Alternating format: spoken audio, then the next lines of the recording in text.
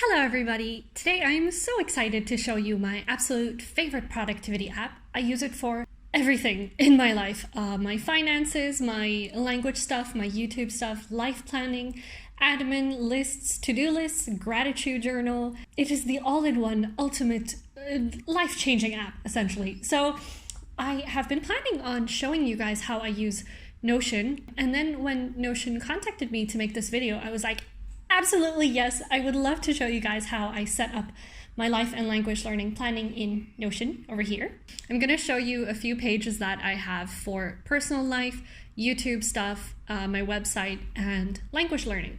Let's get started. This is my dashboard view. It is essentially the main page from where I do all of my actions. So this is not really from anyone's template. Notion has a bunch of templates you can download from the community or from what they've set up. But this template is kind of what I created after tweaking for about a year. So it's called Lindy Siplaki, which is Afrikaans for Lindy's space. And I just have a Bible verse here in Spanish to remind me that even though this world is super crazy, I can do all things through Christ who strengthens me. So at the top here, I have an overview of my main goal and intention for the week, and then pages that I access daily, and then more, which is more of a content storage. My goal for this week was to finish a course on GitHub, which I did not do, so that will probably spill over to the next week. And you can see I put an intention here, and Notion is really customizable, so you can kind of just drag anything around if you want to change stuff. You also have text formatting options, so if I want to highlight or bold anything, move stuff around, yeah, super easy to use. Let's go into the to-do list. So I have a weekly view, things that I need to do today, things that I need to do this week, a backlog of stuff, and then a done list, because I like to feel good about completing tasks. I have a board view over here, and there are quite a few different views that you can add if you want to see it in a list or a gallery. You can play around with those. But for me, I like this board view because I can move around my card. So if I've completed a task, I just move it there. Or if I need to redo something, I'll just bring it back. I also added tags, so I have to research for my Polyglot conference speech, and that is related to language. So these are the tags I've created for my notes. And I like having my to-do list on my main board because it just reminds me of everything I need to do, and I don't have to go into other subpages. Then down here, I just have a collection of other notes, which I don't necessarily access every day. And I find it a lot better because previously I used to store my notes as like Microsoft Word documents on my computer, and they just got lost. Some of them were on my hard drive, some were on my Gmail, and now it is all living in Notion. So my first section is Big Dreams, and inside here I have a 5-year plan and some other pages, but it's a bit personal, so I'm not going to go through those. Then I have another one for articles, and Notion has a web clipper, which I love to use because it can import an entire article with images and stuff into Notion directly. So right now I just have one on how to improve your attention span, and I collected this with a web clipper, and it's like imported all the images and the content, so I can read the article right here. I can also duplicate things if I want to edit it, and copy the link to send it to someone else. I can assign a color to everything, so I love how customizable it is. Another feature I really like is the book and film log. They actually have an inbuilt system, like a template, which you can use for yourself to edit. So I just added types here so I can track books or series or movies that I'm watching. And I put the name of it here and whether I have finished or not finished reading or watching it. And then I give my generally generous ratings and say where I've watched it and some comments. Beautiful, I cried. Yeah, that was a Hungarian movie I watched earlier this year. Probably my favorite page that I created for myself is 2020 milestones. And that is to remember all the good and happy and exciting moments of this year, so that when I'm feeling really down, I can look back and say, oh, I've really accomplished a lot, or these happy things happened to me.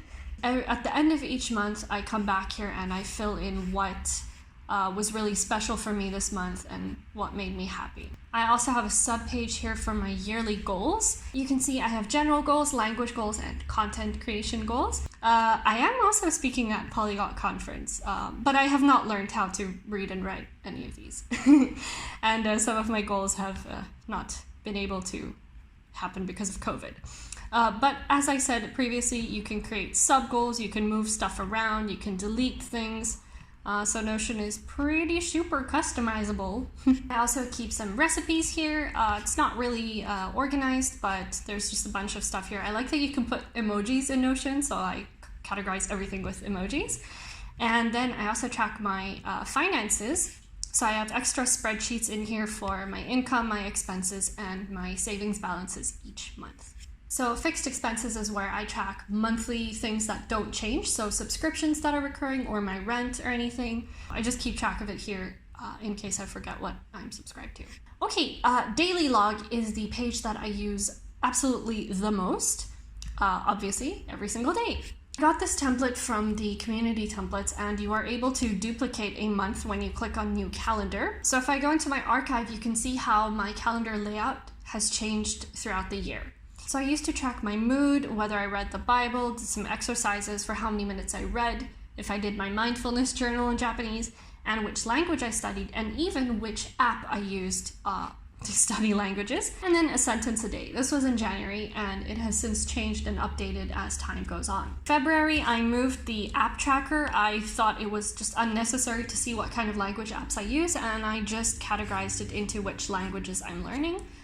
Still a sentence a day and my mood. In May, I started doing gratitude as well. Instead of just a sentence a day, I wanted to write a lot more. So I have what happened today and what am I grateful for. Let's go to July. You can see that it was a pretty good language month. This is probably a Saturday.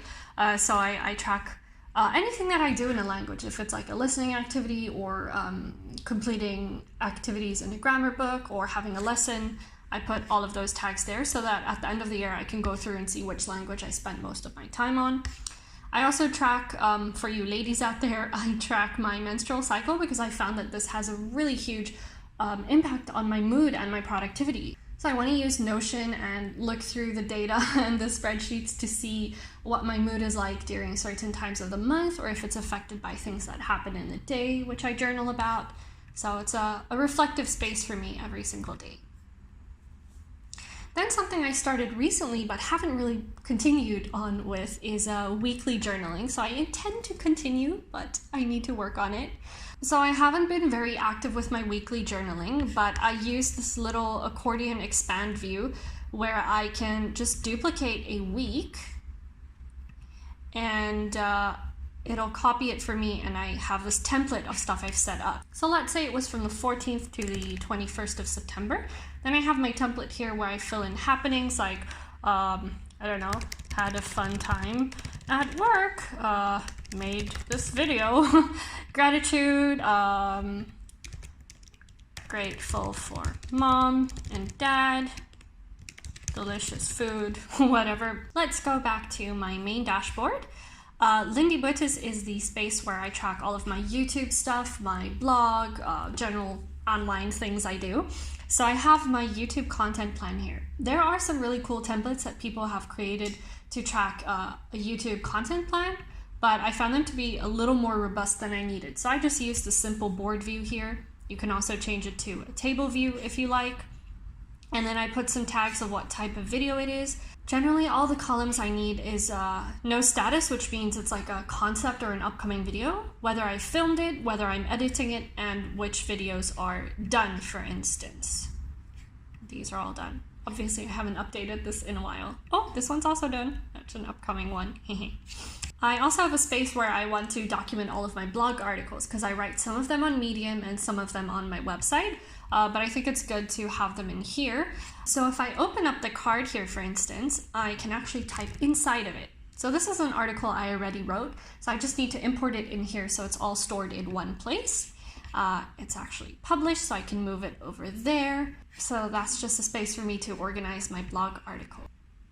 And then a few other things I track in this subpage is affiliate partnerships, my Amazon associates things, sponsors I've worked with, and places that I've been featured, like articles or blogs. And I do this more to have like a mini CV of things to reference back onto. So any podcasts I've been interviewed in or any news articles, I just keep track of them here in case I need to refer back to something I said, which is on the internet. And then I have a sub to-do list for my online presence.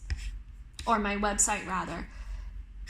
I'm just going to open this taskbar because it keeps popping up. All right, so my sub-to-do list, for instance, improve my Lighthouse score. That is the site speed of my website is not very great. So sorry if my website is really slow, you know, making merch, whatever. So if things are in progress, I'll just move it over here and then put it in the completed table.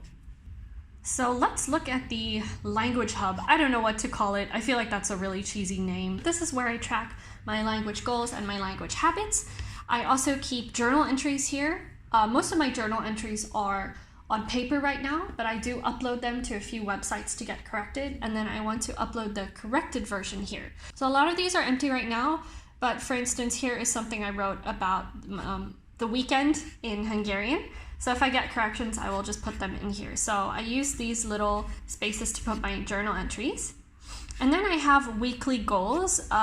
So for example, finish a Vietnamese essay, read the Bible in Spanish every day, and it's also a collapsing view that I can duplicate for the new week. And then I've just mapped out the months ahead so that I can create sub-to-do lists for the weeks there.